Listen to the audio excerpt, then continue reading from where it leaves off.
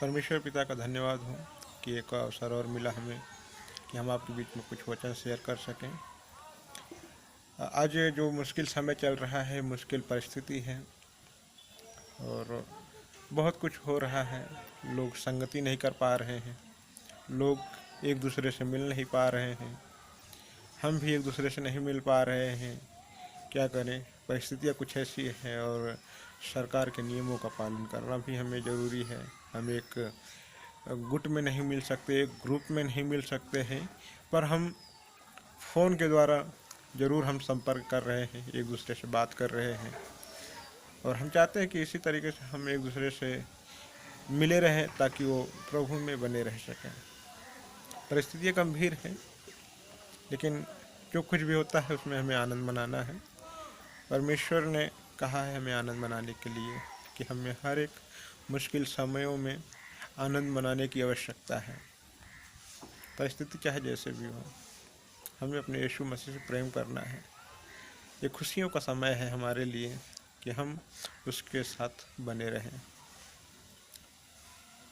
जैसे कि यूहन्ना के 15 अध्याय में लिखा है, सच्ची दाखलता मैं हूँ, मेरा पिता किसान है। जो डाली मुझ में है और नहीं फलती, उससे वह काट डालता है, और जो फलती है उससे वह छांटता है ताकि फले। अब ऐसे मुश्किल समय हैं,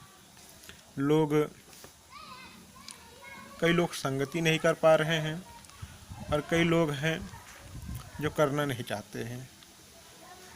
तो ऐसे समय में परिस्थितियाँ उनके लिए बड़ी मुश्किल है कि वो कैसे प्रभु में बने रह सकते हैं। कई लोगों के पास फ़ोन नहीं है, कैसे संपर्क किया जाए।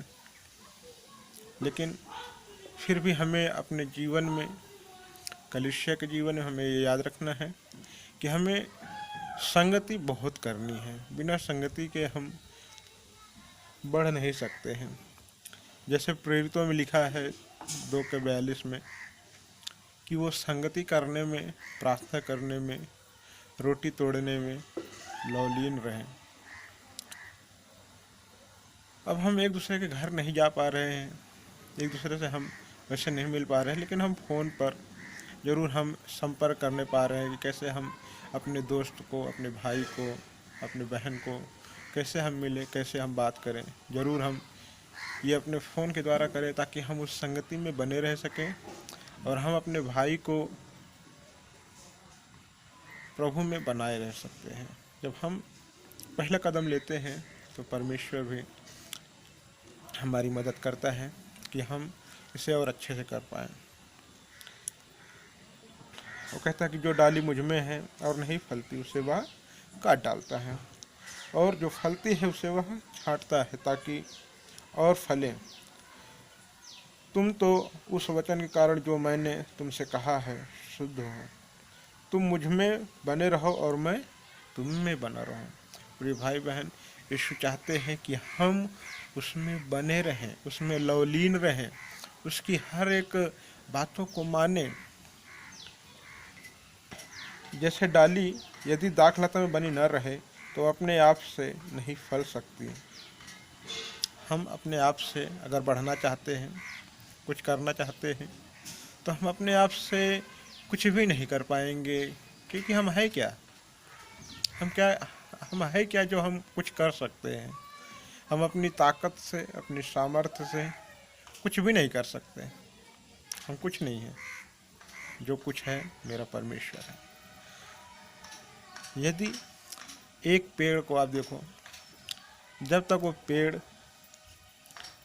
उस पेड़ में देखो बहुत सारी डालियाँ होती हैं, और जब तक वो डाली उस पेड़ में लगी रहती है, उसके पत्ते हरे भरे रहते हैं, हरे भरे रहते हैं, और उसमें वो झूमता है। कितनी भी आंधियाँ चले, कुछ भी हो, उससे वो अलग नहीं हो पाता है। लेकिन जैसे ही वो डाली टूटती है, उस पेड़ से वो नीचे गिर जाती है डाली, तो वो सूखना शुरू होता है। सबसे पहले वो सूखना शुरू होता है, और जैसे ही सूखता है, धीरे धीरे धीरे धीरे वो बिखर जाता है। प्रिय भाई बहन, यीशु कहते हैं कि तुम मुझ में बने रहो तो मैं तुम में बना रहूँगा। यदि हम उसकी बातों को नहीं मानेंगे तो कैसे हम उसके साथ चल पाएंगे। अभी बहुत लंबा सफ़र है हमारा, क्योंकि जब तक हम जिएंगे हमें यीशु के लिए जीवन जीना है। आमीन। और लिखा है, जैसे डाली यदि दाख लता में बनी न रहे तो वह अपने आप से नहीं फल सकती, वैसे ही तुम भी यदि मुझ में बने न रहो तो नहीं फल सकते। मैं दाख लता हूँ, यीशु कहते हैं मैं दाख लता हूँ, तुम डालियाँ हो। जो मुझ में बना रहता है और उसमें जो मुझ में बना रहता है और मैं उसमें, वह बहुत फलता है। आपने सुना कि जब हम उसमें बने रहते हैं तो हम फलवंत होते हैं। जैसे आप आम का पेड़ ले लो या कोई और पेड़ ले लो जिसमें फल आते हैं, यदि उस डाली को उस पेड़ से काट दिया जाए या वो हवा से या कैसे या भी आंधी से टूट जाए तो क्या वो फल सकती है? क्या उसमें फल आ सकते हैं? कभी नहीं आएंगे, क्योंकि वो बस उसके साथ एक ही चीज़ होना है कि वो सूखेगी और बिखर जाएगी। हम मसीह लोगों को सूखना नहीं है, बिखरना नहीं है। हमारा परमेश्वर हमारी देखभाल करने वाला है। इस महामारी में, जैसे कोरोना वायरस है, इस महामारी में मुश्किलें आई, बहुत मुश्किलें आई। कईयों को खाने की तकलीफ़ हुई, बहुत सारी चीज़ों की तकलीफ़ हुई। लेकिन क्या ऐसे समय में क्या हमारा परमेश्वर हमारे साथ नहीं रहा? क्या उसने हमें कोई भी एक दिन ऐसा रखा कि हम भूखे सोए? नहीं, उसने हमें हर दिन का भोजन दिया, हर दिन का खाना दिया। तो हमें उसके साथ बने रहना है, ये हमारे लिए बहुत ही आवश्यक है। वो कहते हैं, क्योंकि मुझसे अलग होकर तुम कुछ नहीं कर सकते। यदि कोई मुझ में बना न रहे तो वह डाली के समान फेंक दिया जाता और सूख जाता है, और लोग उन्हें बटोर कर आग में झोंक देते हैं और वे जल जाती हैं। यदि तुम मुझ में बने रहो और मेरा वचन तुम में बना रहे तो जो चाहो मांगो वह तुम्हारे लिए हो जाएगा। जो चाहो, जो आपकी आवश्यकता है, जो भी आपकी आवश्यकता है आप मांगो, परमेश्वर देगा। परमेश्वर हमारा अच्छा पिता है और वो कहता है तुम मांगते नहीं हो इसलिए तुम पाते नहीं हो। हमको मांगना है उस परमेश्वर से, वो हमें देगा। वो हमारा अच्छा पिता है। मेरे पिता की महिमा इसी से होती है कि तुम बहुत सा फल लाओ, तभी तुम मेरे चेले ठहरोगे। परमेश्वर चाहता है कि हम फले, हम बढ़ें। आज हम कलीसिया नहीं मिल पा रहे, कोई बात नहीं। कलीसिया कोई एक बड़ा भवन तो है नहीं कि हमें उस बड़े भवन में ही मिलना है। हम फ़ोन संगति के द्वारा मिल सकते हैं, जूम मीटिंग होती है उसमें हम मिल सकते हैं। जितने भी बार आपको अवसर मिले प्रार्थना संगति करने का, आप ज़रूर प्रार्थना संगति करो, क्योंकि ये आपकी बढ़ोतरी के लिए है। जब आप परमेश्वर का वचन सुनते हो, परमेश्वर आपके जीवन में बदलाव लेके आते हैं। परमेश्वर आपके जीवन को नया बनाते हैं, एकदम से नया। ऐसा कि जैसे आप कुछ नई शुरुआत करते हो। जैसे कि उसमें लिखा है कुरिन्थियों के पहले दूसरा कुरिन्थियों के 5:17 में, अब हम नई सृष्टि है, पुरानी बातें बीत गई हैं। और कहता है वचन, देखो सब कुछ नया हुआ है। ये जो महामारी आई है ये चली जाएगी, ये थोड़े दिनों के लिए है, लेकिन उस महामारी से हमें बचना है जो अदन की वाटिका से शुरू हुआ। वो पाप, उस पाप से बचना है,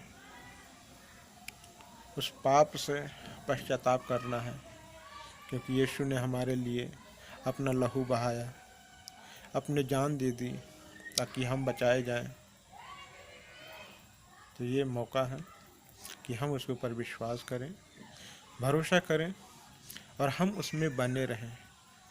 जैसे आप बारिश में एक छाता लेकर के चलते हो, बारिश कितनी भी तेज़ हो, क्या आप भीगते हो? नहीं भीगते हो, क्योंकि आपके पास एक छतरी है और उस छतरी में आप खुद को सुरक्षित महसूस करते हो कि आप भीगोगे नहीं, बारिश कितनी भी तेज़ हो। वैसे ही हमारा मसीह जीवन मसीह में सुरक्षित है। हम मसीह से बाहर रह करके हम कुछ भी नहीं कर सकते हैं। हम कुछ भी नहीं कर सकते हैं। उस डाली को लगेगा कि वो अलग होकर के अभी भी हरी भरी है, लेकिन कितने दिन, कितने समय हरी भरी रहेगी? घंटे, 2 घंटे, एक दिन, 2 दिन, उसके बाद उसको सूखना ही है, क्योंकि वो एकदम से अलग हो चुकी है। मेरे प्रिय भाई, मेरे प्रिय बहन, यदि आप मसीह से दूर हैं, यदि आप संगति नहीं कर रहे हैं, तो ये एक मौका है। आइए हमारे यीशु मसीह के पास, हमारे परमेश्वर के पास।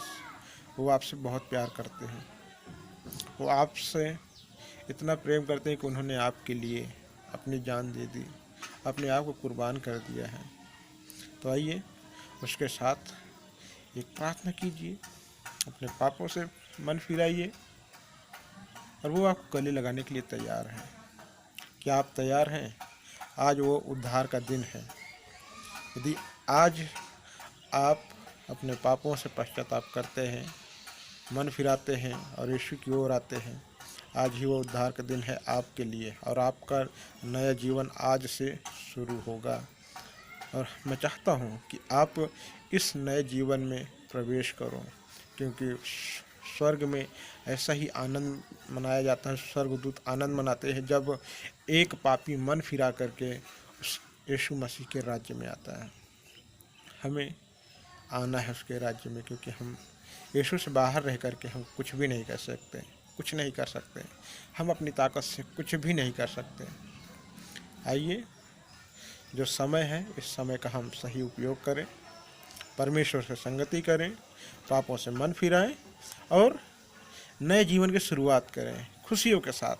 हमारा परमेश्वर सब कुछ इस पूरी दुनिया को आपके लिए दिया है। आपको बनाया ही है इसीलिए कि आप इस दुनिया में रहो, उसकी महिमा करो, उसकी बड़ाई करो। तो मैं यहीं पे अपनी बातों को समाप्त करता हूँ। मैं चाहूँगा कि ज़रूर इस जैसे ये वीडियो समाप्त होता है, ज़रूर आप जाएंगे, अपने पापों से पश्चाताप करेंगे, मन फिराएंगे और यीशु आपको गले लगाएंगे। यीशु आपसे बहुत प्यार करते हैं। यीशु का अनुग्रह आपके ऊपर है। तो आज अभी इसी वक्त आप मन फिराइए, पश्चाताप करिए और यीशु के पास आइए। यीशु आपको नया जीवन देंगे, यीशु मसीह के नाम में, आमीन।